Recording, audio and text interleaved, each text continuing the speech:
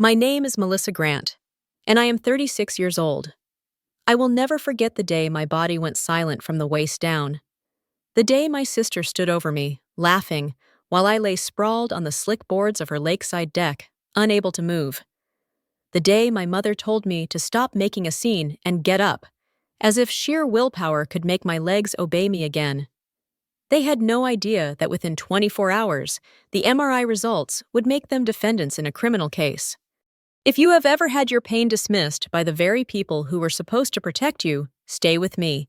This is the story of how my family's cruelty and carelessness changed my life forever.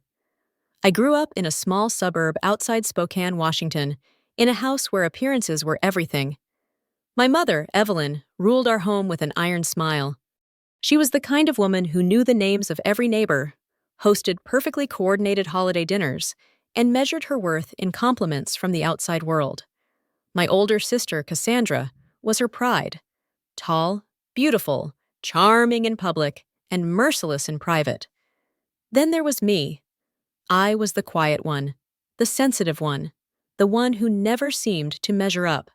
My father left when I was 7, and my mother filled the void by clinging even tighter to her image. If something hurt me, she said I was being dramatic. If Cassandra did something cruel, my mother would shrug and call it sisterly teasing. By the time I was a teenager, I had learned that nothing I felt was safe to share at home. When I broke my arm in 9th grade after slipping on the school steps, my mother scolded me for walking carelessly and complained about the hospital bill. Cassandra joked that at least I finally had an excuse for being bad at sports. I left at 18 with nothing but a second-hand car and a scholarship to a community college. It was the best decision I ever made. Over the years, I built a career as a freelance interior designer, creating spaces that felt safe and beautiful, things I never had growing up. I raised my son Eli on my own after my divorce, pouring every ounce of love I'd longed for into him. I kept my distance from my mother and sister, but family ties have a way of tugging at you, even when they're frayed. I never imagined that one invitation, a seemingly harmless birthday party, would pull me straight into the most devastating and defining day of my life. It started with a phone call on a gray Wednesday morning in March. I was sketching a client's living room layout when my phone lit up with Mom across the screen. For a moment, I considered letting it go to voicemail. Every conversation with Evelyn carried the risk of guilt trips or veiled insults. But curiosity, and maybe that lingering hope that she might surprise me, made me answer. "Melissa," she began, her voice brisk but sweetened with that public relations tone she used on strangers. "You haven't been home in ages. Cassandra's turning 39 next weekend. We're having a little gathering at the new lake property. You and Eli should come." The mention of a little gathering made me suspicious. Evelyn's little usually meant catered food, expensive wine, and at least 50 people. "I don't think so, Mom," I said carefully. "I've got projects due, and Eli has a soccer game." "You can miss one soccer game," she countered immediately. "It's important that we have the whole family together. We're doing photos for the holiday cards, professional ones." She let the word family linger like bait. I almost said no again, but then she sighed. "It would mean a lot to your sister. She's been going through things." That was new.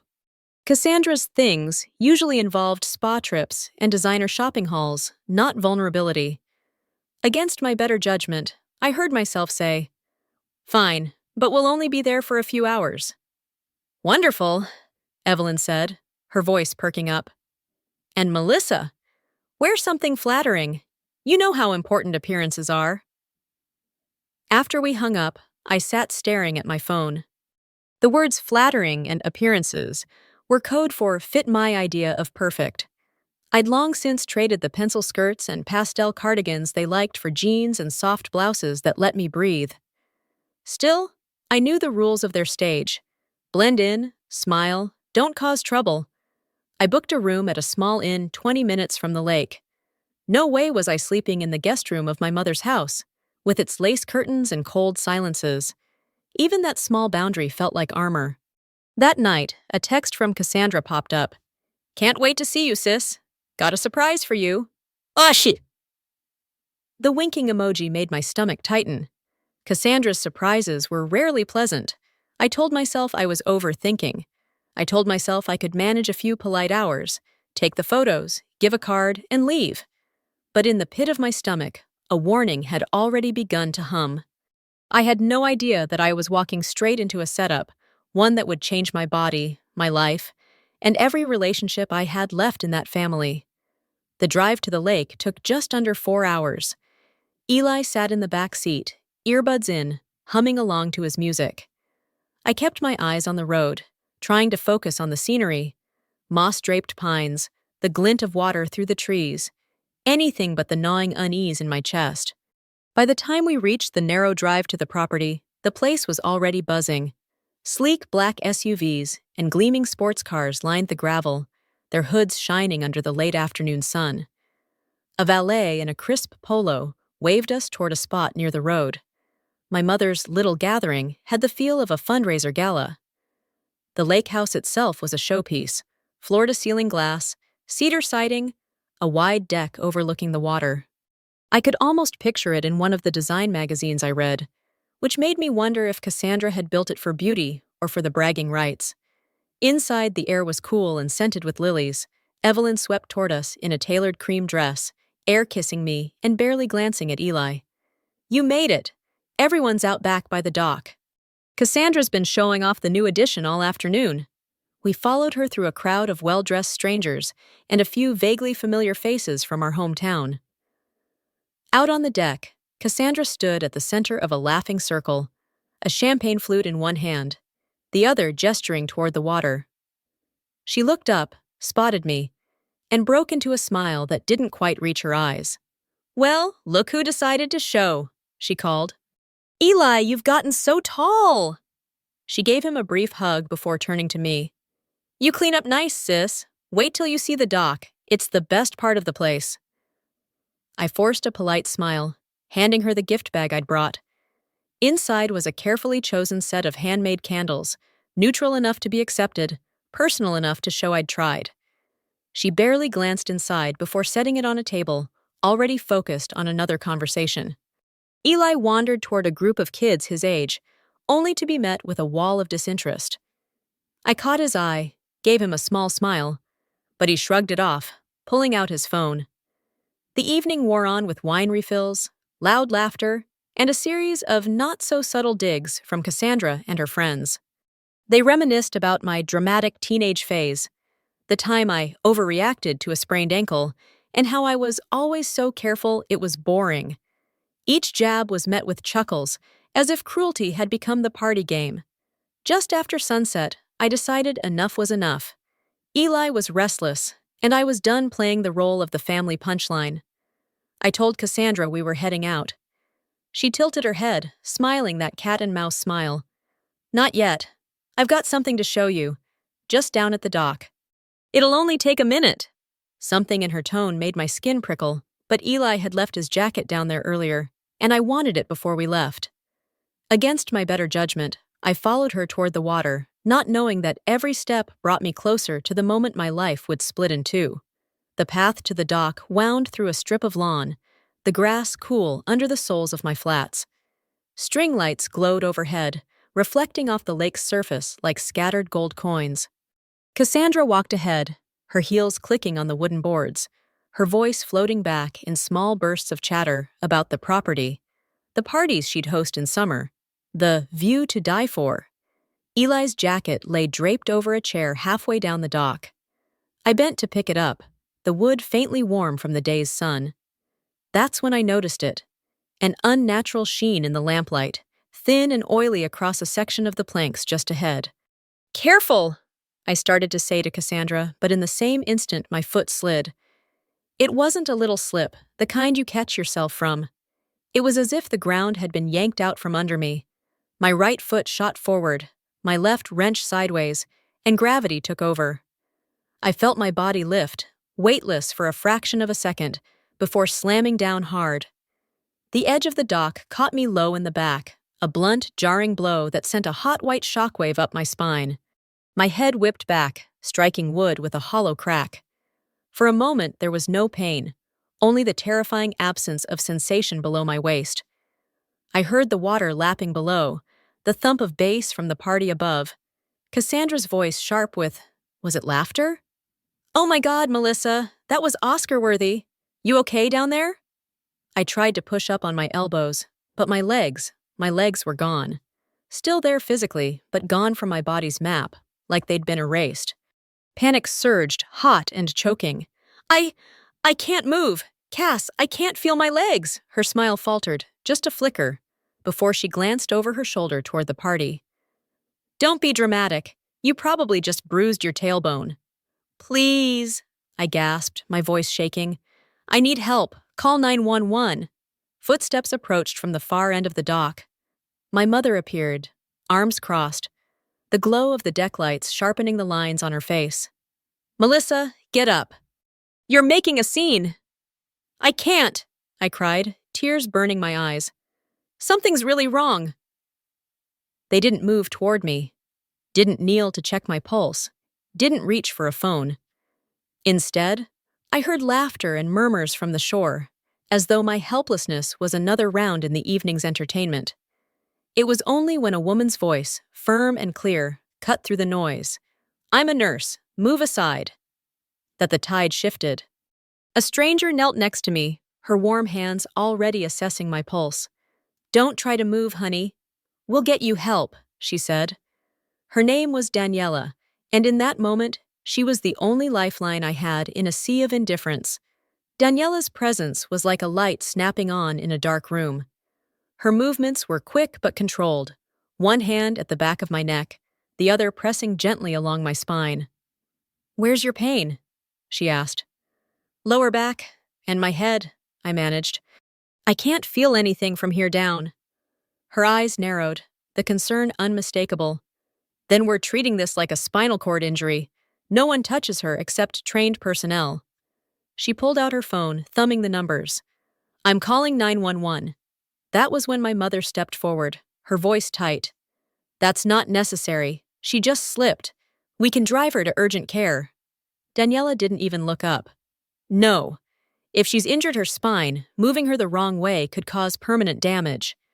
We wait for paramedics. I could see Cassandra standing a few feet back, arms folded, her face carefully blank. But when a tall man in a sport coat murmured something to her, I caught her reply. I just wanted her to fall in the water, not this. The words sliced through me, icy and unreal. What did you say? My voice was weak, but Daniela heard it. What does she mean, fall in the water? Daniela asked, turning her head toward Cassandra. Cassandra's gaze darted away. It was just a joke. I put a little boat oil on the boards to make her slip. She wasn't supposed to hit like that. I felt my stomach twist, a cold knot settling deep inside. Daniela's face hardened. You poured oil where people walk? Do you understand how dangerous that is? Cassandra shrugged, defensive now. It's not like she's fragile. Daniela met my eyes briefly, a silent apology for the cruelty she was hearing, then she focused on her phone call.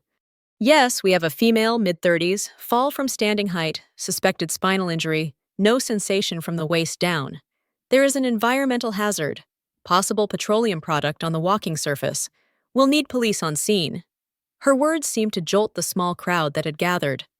A few people began to drift away, clearly not wanting to be part of whatever was unfolding. My mother lingered, arms crossed, but she didn't say anything now.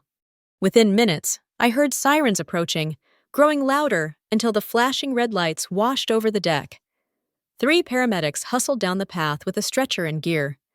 Daniela quickly briefed them, mentioning the oil, the fall, my symptoms. One of them, a woman with a badge reading Torres, knelt beside me. Melissa, we're going to keep you as still as possible while we stabilize your neck and back. I need you to tell me if you feel any changes at all.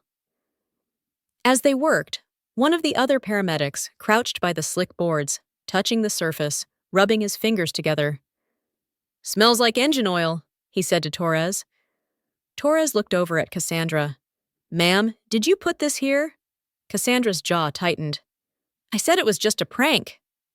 Torres straightened. Ma'am, you should know that what you did is a criminal offense if it causes serious injury. And this, she gestured to me strapped to the backboard, is serious. The weight of her words hung heavy in the cool night air. For the first time, I saw a flicker of fear in Cassandra's eyes. The ride to the trauma center felt endless. The ambulance's interior lights glared above me, illuminating every worried crease in the paramedic's face as she monitored my vitals. I kept waiting for sensation to return to my legs, for a twitch or a flicker, but there was nothing, just a dead weight below my waist that didn't belong to me anymore. When the doors swung open at Riverbend Medical, a team in blue scrubs was already waiting. They rolled me straight into imaging, immobilized in a cervical collar and strapped to a rigid backboard.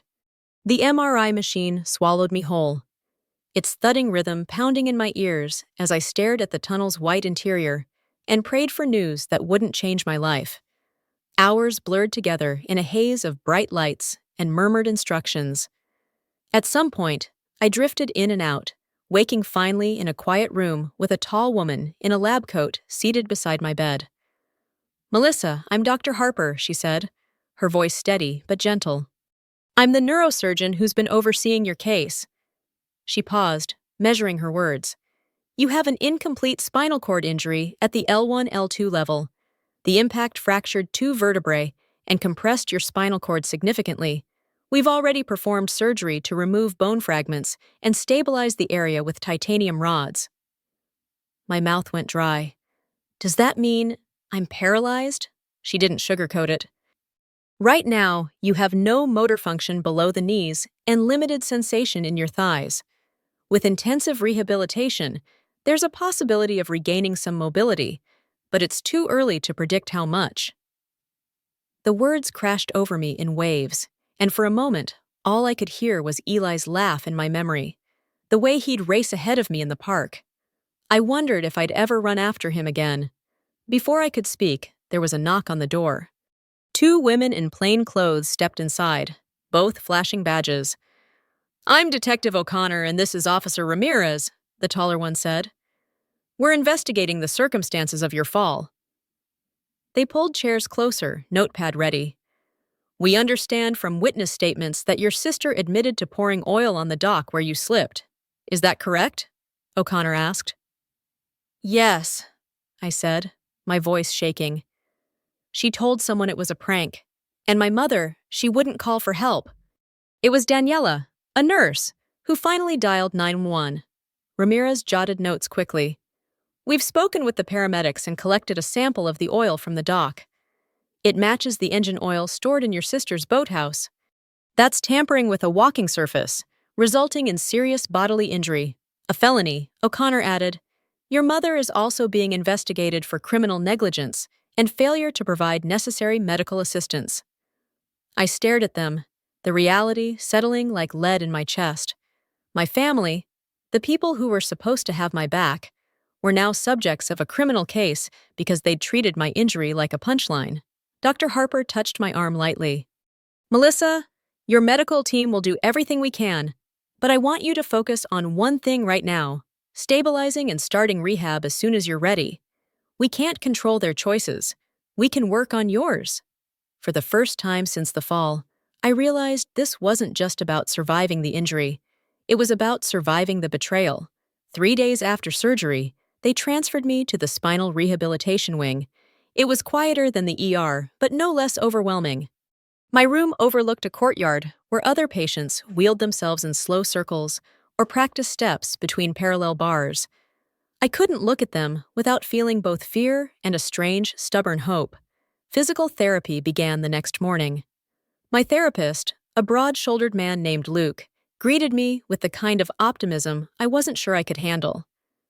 "Melissa, we start small. Today we sit up. Tomorrow maybe we pivot to a chair. We'll take this one controlled step at a time." Each movement was a battle. My core muscles screamed when I tried to balance on the edge of the bed. My arms shook as I gripped the rails, but Luke's voice kept a steady beat in my ear, counting breaths, redirecting frustration into focus. Between therapy sessions, detectives visited with updates. Cassandra had been charged with felony reckless endangerment, causing serious bodily harm. The evidence, the oil sample, her own admission, multiple witness statements, was airtight. My mother faced misdemeanor criminal negligence for refusing to seek help despite clear signs of a medical emergency. The assistant district attorney, a sharp-eyed woman named Lauren Price, stopped by one afternoon. "They'll have arraignments next week," she told me. "We'll keep you informed at every stage. But Melissa, you should also consider your long-term needs. These injuries carry immense costs: medical equipment, home modifications, lost income." Her words landed heavy. I was a self-employed designer. Time away from work meant no paycheck. I had health insurance, but the fine print didn't stretch far enough for years of therapy and specialized care. That was when she handed me a card. "Michael Dunn, civil litigation. He's handled catastrophic injury cases before." Michael visited the very next day. He was calm, methodical, and disarmingly kind. "Melissa, your case is strong. We'd file against both your sister and your mother, but also their homeowner's insurance. We're not talking about punishment. We're talking about securing the resources you need to live your life." It felt surreal, suing my own family. But I thought about Eli, about his future, about not wanting him to carry the financial weight of my injury when he was barely starting his own life. I told Michael to proceed. The rehab days blurred together. Morning PT, afternoon OT, sessions with the psychologist who specialized in trauma. Eli came every weekend, his small hands wrapped around mine as he told me about school, his soccer games, the new comic he was reading. His visit stitched something back together inside me. One night, I wheeled myself to the window. The courtyard below was lit in soft amber, empty except for a single patient shuffling forward on crutches, slow but determined. I realized then, this was what my fight would look like, measured in inches, in paperwork, in moments where I refused to quit. And if the law could hold Cassandra and my mother accountable, maybe I could finally close the door on the part of my life where my pain was something they got to decide was real. A year to the day after I fell on Cassandra's dock, I woke to rain tapping the windows of my townhouse. It was a ground-level unit with wide doorways and a kitchen I could navigate in my wheelchair, paid for in part by the civil settlement Michael secured, $3.2 million from the sale of my mother's lake house and Cassandra's frozen assets. The criminal case had ended months earlier. Cassandra took a plea deal, 2 years in prison, followed by probation. My mother pled guilty to criminal negligence and received 2 years of supervised probation and 300 hours of community service. Neither had contacted me since sentencing. I had moved on, or at least, I was learning to. Rehab became my second home. I could now walk short distances with crutches and leg braces, though the wheelchair was still my main mode of getting around. I had returned to work part-time, taking on design projects I could manage remotely. That morning, Eli slid a plain envelope onto the table. "This came for you, Mom, from the prison."